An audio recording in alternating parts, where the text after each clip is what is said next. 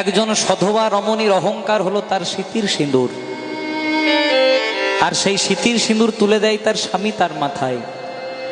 বিয়ের আগে পর্যন্ত একটা মেয়ের অভিভাবক হয় তার বাবা, কিন্তু বিয়ের পরে পুরো দায়িত্ব হয় তার স্বামী।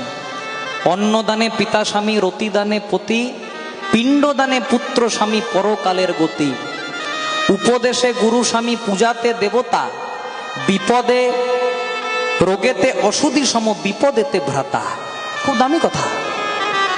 অন্নদানে পিতা স্বামী মানে যখন মেয়ের বিয়ে হয়, বিয়ে হওয়ার পর বাবার কাজটা, অন্নদানের কাজটা স্বামী করে। রতিদানে পতি মানে রতিদান করাতে পতি, আবার পিণ্ডদানে পুত্র স্বামী। কারো যদি ছেলে মেয়ে না থাকে, স্ত্রী যদি মারা যায়, স্বামীতে পিণ্ড দান করে।